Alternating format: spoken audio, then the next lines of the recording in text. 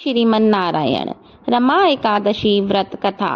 पौराणिक कथा के अनुसार प्राचीन समय में एक मुचकंद नाम का राजा हुआ करता था। वह भगवान नारायण का बहुत बड़ा भक्त था।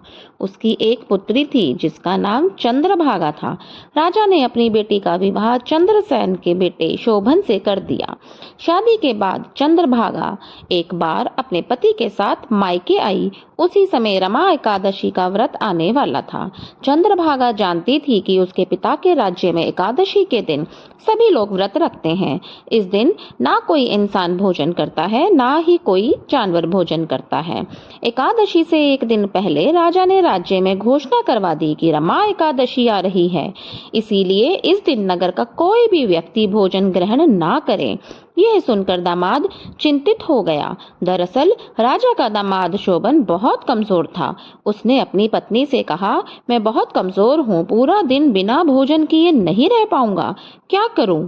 यह सुनकर पत्नी चंद्रभागा बोली कि मेरे पिता के राज्य में कोई भी इस दिन अन्न या पानी नहीं लेता है। यदि आप यहाँ रहेंगे तो आपको भी व्रत रखना होगा, इसीलिए आप व्रत के दिन राज्य से कहीं दूर चले जाइए।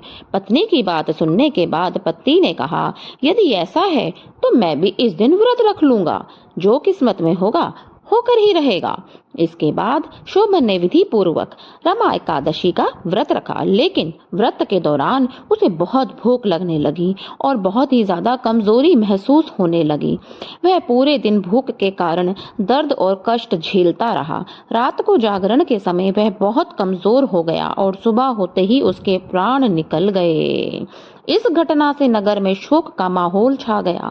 राजा ने विधि पूर्वक उसका दाह संस्कार करवाया। इसके बाद चंद्रभागा अपने पिता के घर में ही रहने लगी।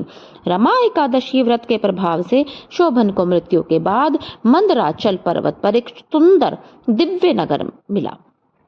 वह नगर सोने और रत्नों से सजा हुआ था। एक दिन एक ब्राह्मण सोम शर्मा तीर्थ यात्रा करते हुए वहां पहुंचा। उसने शोभन को देखा और पहचान लिया। ब्राह्मण ने उससे पूछा कि उसे यह नगर कैसे मिला। इस पर शोभन ने बताया, मुझे ये सुंदर नगर रमा एकादशी का व्रत करने के कारण मिला है, लेकिन यह स्थायी नहीं है। ब्राह्मण ने पूछा, यह अस्थिर क्यों है? शोभन ने बताया, उसने यह व्रत पूरी श्रद्धा के साथ नहीं किया था। उसने ब्राह्मण से प्रार्थना की कि वह इस नगर के बारे में उसकी पत्नी को जाकर बताए, क्योंकि उसे विश्वास था कि उसकी पत्नी इस नगर को स्थायी बना सकती है। इसके बाद ब्राह्मण वापस घर को लौट आया और अगले दिन चंद्रभागा से मिला। उसने उसे सारी बात बता दी। सारी बात सुनने के बाद चंद्रभागा बहुत खुश हुई और बोली, कृपया मुझे वहां ले चलिए, मैं अपने पति से मिलना चाहती हूँ। इसके बाद ब्राह्मण और चंद्रभागा शोभन के नगर जाने के लिए निकल गए।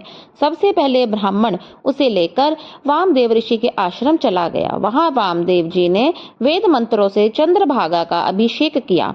मंत्रों और एकादशी व्रत के प्रभाव से चंद्रभागा का शरीर दिव्य हो गया और वह शोभन के नगर में उससे मिलने पहुंची। शोभन ने अपनी पत्नी को देखकर बहुत प्रसन्नता से उसका स्वागत किया और उसे अपने पास बैठा लिया। चंद्रभागा के एकादशी व्रत के पुण्य के कारण ही नगर में स्थिरता आई, जिसके बाद दोनों पति पत्नी वहां खुशी खुशी रहने लगे। ओम नमो नारायण।